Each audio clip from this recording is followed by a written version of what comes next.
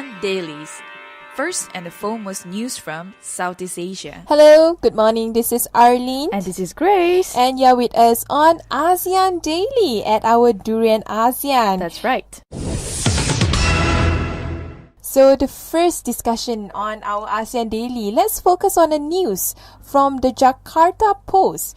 It reported regarding on the UN court verdict, which means that ASEAN can make a stand on the South China Sea dispute. Finally, and then guess who are the four members? They are the Philippines, Vietnam, Brunei, and Malaysia.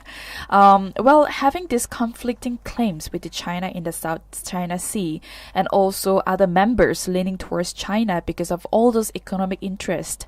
And it's something that these countries have been long discussing about.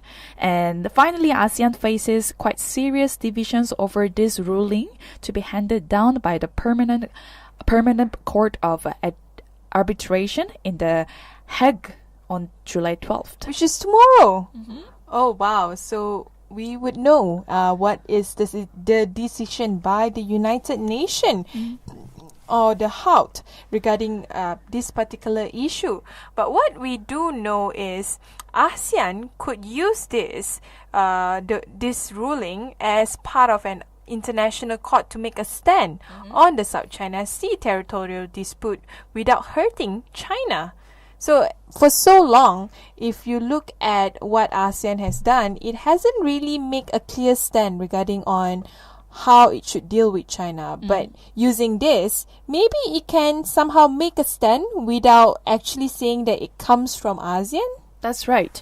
So, but of course, more legal experts need to be sort of contributed to this decision, and they will expect the ruling to go against China, according to them, depriving it of the basis for its expensive claims to almost all of South China Sea. Well, the thing is, a lot of the think tank researcher, including Penggalangan, a trustee of the think tank Strait-based ADRI and a former publisher of the Philippine Daily Inquirer, he said that this case is for the Philippines a game changer as it elevated the dispute to the level of international law. So in the past, it was merely a bilateral dispute between the Philippines and China. The rest of Southeast Asia, except for Vietnam, seems to be reluctant about how to negotiate with China. But with this particular ruling, it is in favor of the Philippines. It can use this to persuade other ASEAN members to somehow sway China's decision on this. Well, talk about these two countries between the Philippines and China. I mean, there's always a scenario that people have been talking about, which is David versus Goliath scenario.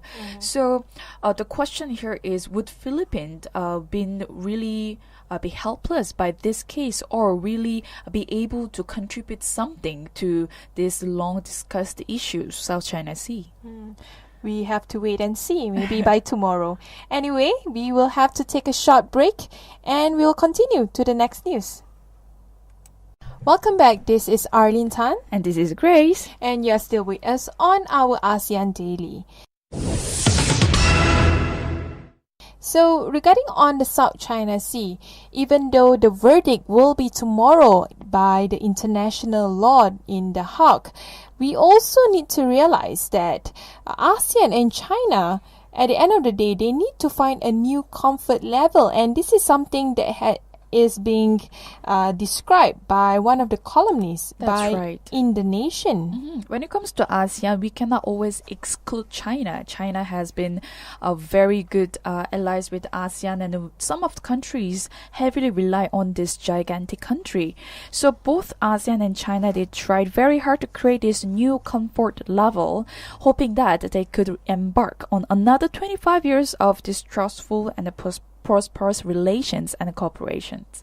But now they are racing against time as they have 88 days left before their leaders will be meeting in Vientiane, Laos, which will be held in early September to mark their 25th anniversary. That's right. And also later this month, ASEAN foreign ministers will meet their Chinese counterparts again at the post-ministerial meeting in Vientiane as well.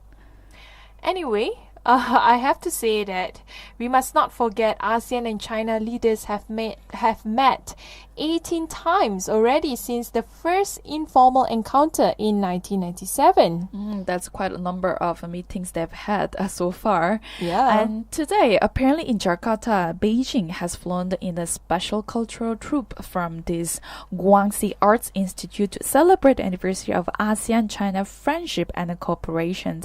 And I also hope that it's not just the appearance of the relationship they're having ASEAN and China. Hopefully and also ideally they can really go further and progress in terms of relationship and also in terms of a progress. Well, according to the writer, it seems like ASEAN has never really stirred away from its focus on ASEAN centrality, the same pathway that all members agreed to adhere to. During the transition period, both sides have worked their cut out to regain trust and confidence in an accelerated manner. Well, in coming few weeks for sure, ASEAN from us will need to prove that this is we've had a good impression. I mean, so many things have been interpreted in such, perhaps in the wrong way. So, different positions and views are pretty common within ASEAN. So, it is important to sort of rebrand ourselves as an ASEAN community and also to have a more trustful relationship with China as well. He highlighted something interesting, which is the new president, Rodrigo Duterte. The Philippines president has been more pragmatic, wanting to talk more directly to China as soon as possible. And I think we are seeing this trend more and more as the world change its sort of path. We see more people are becoming more pragmatic. They want things to settle as fast as it can be, because it's really not healthy to have the South China Sea dispute looming large under the shadow of Southeast Asia. That's true. And I mean, the fact is Manila, they chose to distance themselves from ASEAN, and apparently it has failed to fully consult its colleagues and also the other parts of Southeast Asia, the hordes of issues including the UN actions. And with that, we will take another short break. When we return, we'll discuss further on current affairs in Southeast Asia. Hi, this is Arlene. Welcome back. Welcome back. This is Grace. And to continue our discussion, ASEAN human rights leaders condemn murder of Cambodian activists as reported by Jakarta Globe. So it was the Sunday murder of a Cambodian political analyst Kem Lay, who is a tragedy for Cambodia and entire ASEAN region for sure. And this is according to the regional human rights voice. So who is this Kem Lay?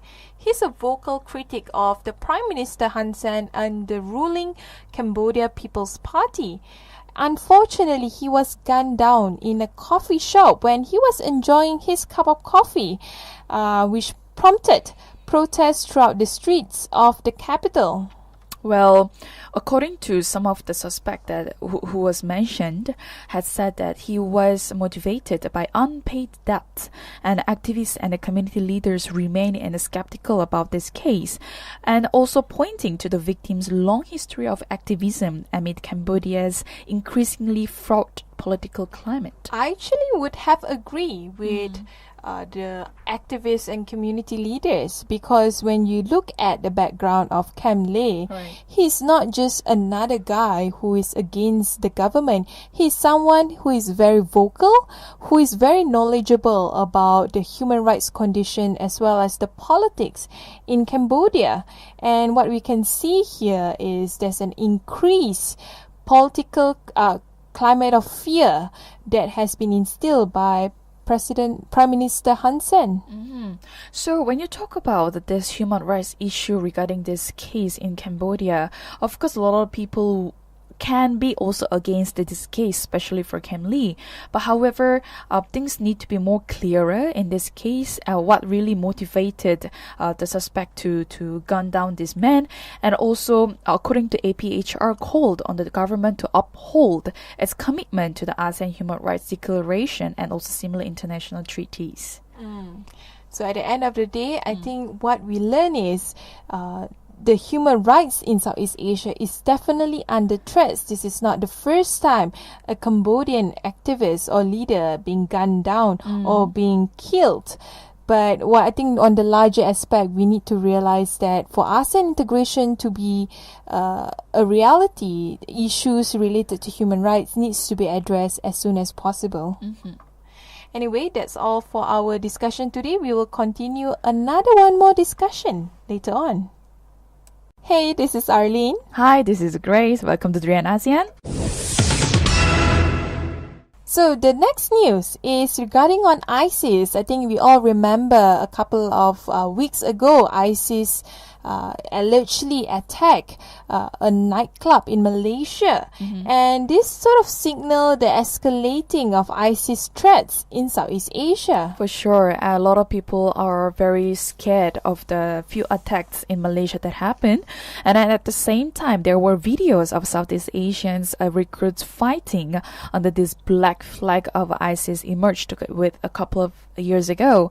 And the number in terms of the population of people joining the ISIS have been increasing, and that was also quite a surprise to the region in Southeast Asia. Yeah, and who doesn't remember the attack of the Jakarta bombing by ISIS member?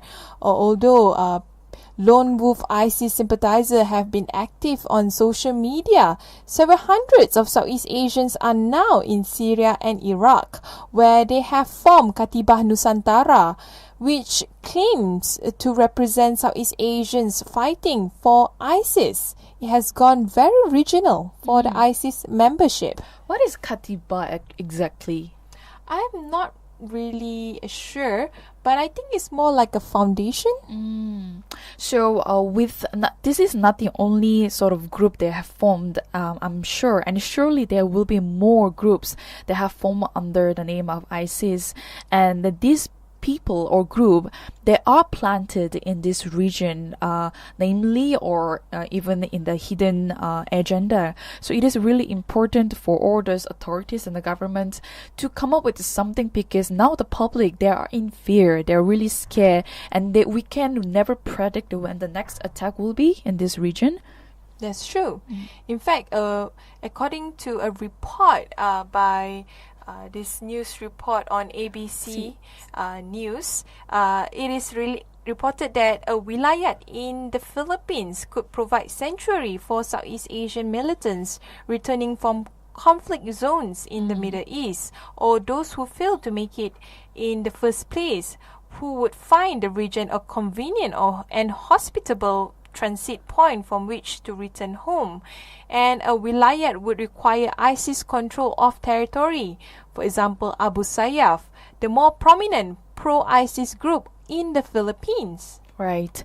Well, talk about the sanctuary, but on the other hand, like I mentioned before, about the governance or authorities, their power or even investigation level towards the ISIS group in Southeast Asia is pretty poor. And then according to some reports, the inability or reluctance of political leaders to take some actions against those that use religion to perpetuate and justify the hate speech and the violence also has created condition for these ideologies like ISIS to find appeal. Threats such as Abu Sayyaf is definitely eminent and something that authorities need to look into deeper. But on the other hand, we do have security agencies in the Philippines, Indonesia, Malaysia, and Singapore working together to counter the activities of militant and terrorist networks.